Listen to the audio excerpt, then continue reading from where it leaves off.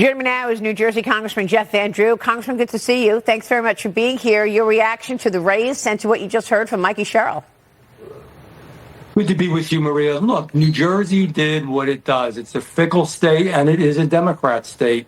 If you look at the registrations, there is a 13% difference between Republicans and Democrats. There are 13% more registered Democrats. So what we had hoped to do here was extraordinary and exceptional, and beyond any prediction, actually win this race and change the direction of New Jersey. Two things here.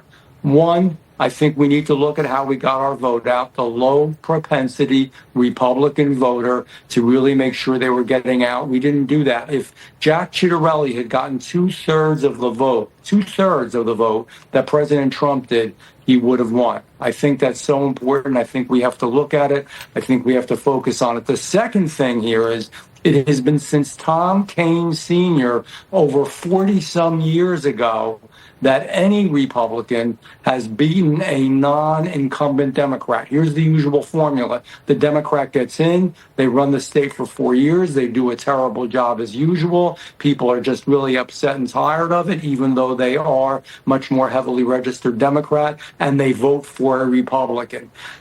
She was brand new. She claimed that she was going to be new and fresh and didn't have the burden of sanctuary state and the high taxes, tolls, fees, and all the other issues in New Jersey that should have worked in our favor.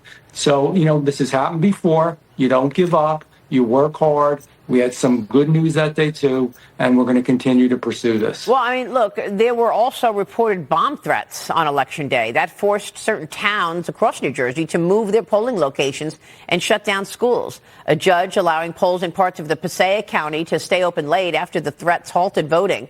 Authorities making one arrest so far there, Congressman, but I know you sent a letter to the DOJ. You want an immediate investigation into 7 threats against polling locations. What do you mean?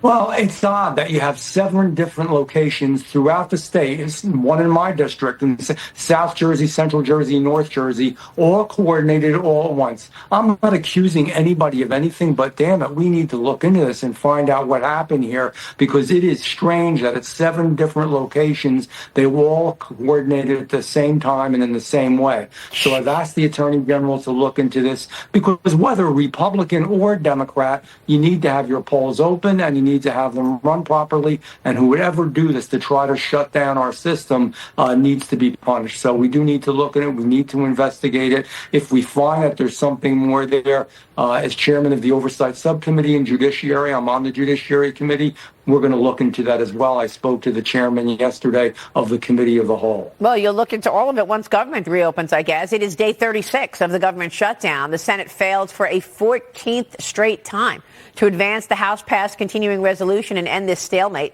Both parties expressing cautious optimism as Senate Majority Leader John Thune is proposing a combined short-term bill to reopen government alongside some of the annual appropriations bills, plus a vote to extend the Affordable Care Act subsidies. Congressman, when are you expecting government to reopen? I think we're going to open within a week. I do. I think part of what the Democrats did 2 things here, and they're geniuses at this sometimes. They wanted to keep this government shut down as long as they could to get to the point where Election Day came, and it did.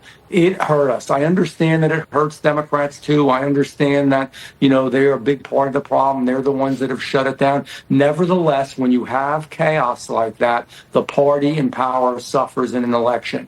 Democrats knew that. They knew what it would mean in Virginia. In Virginia, it was a huge factor. But even in New Jersey, when people sense chaos, they blame the party in power. So I think now that the elections are over, now they're going to come to the table. Now we're going to get government open. It's a shame it took that, but nevertheless, we need to move forward. And yes, we do need to do something about people's health care. I keep saying this. If we want to have a good year in the midterms next year, you cannot say, we're going to cut your health care. You're not going to have it. Your premiums are going to go up, double, maybe even more. Maria, think of one thing.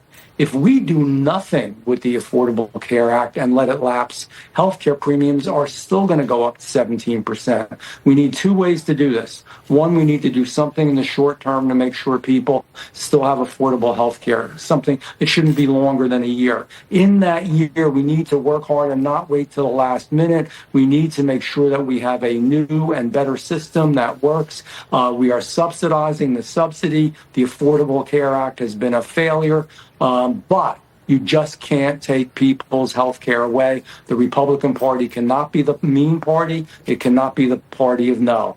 We've got to get something done in the short term and then in the long term. So what you're saying is you believe that the government shutdown helped some of these Democrat races win? Yes, I absolutely do. I mean, my gosh, in Virginia it helped. If you look at the exit polls even there, I mean, it was a solid majority of people, anybody that was a federal worker. But even in New Jersey, there was the sense of, gee, government shut down. What's wrong? That the Democrats tried to make it was that we were trying to block people's health care, which was not the case. Yes, it hurt Democrats too. Their numbers aren't good. They don't look good. But we are the party in power, and you still get blame. I was never a big fan of the shutdown, and I'm one of the few people, not that I have say on that, I'm not in the Senate, but that we should have done the nuclear option. I think Trump was right. I've been saying it for weeks. We should have stopped the filibuster. We should have gotten government open, because we have a lot to do. Congressman, real quick before you go, on the IEEPA tariff Supreme Court decision, we're watching, of the 9 members, Supreme Court justices, 3 swing votes to watch: Chief Justice Roberts, Justice Kavanaugh, and Justice Coney Barrett.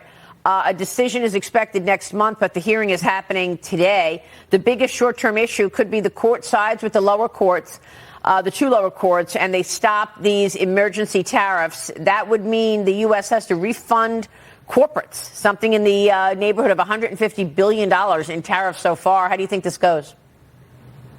I think it goes the right way. Look, you've got to understand that the United States of America has been getting the short end of the stick for years. We allow our products to be tariffed, but we weren't doing anything with their products. So President Trump is at the bargaining table. He's equalizing this. He's making it right for America. And this is going to ease up on its own as he makes deals with each and every country as we go along. All right. It would be bad for the Supreme Court to do this. Well, by the way, earlier this year, the S&P 500 kept the United States' outlook at a stable outlook, AA+ rating, noting meaningful tariff revenue would be generated to offset negative fiscal impact of the big, beautiful bill. So if it doesn't go the way that you're expecting, we could actually see a market reaction here in the bond market. Congressman, we'll be watching all of that. Thanks so much for being here. Jeff Van Drew in New Jersey. Thank you.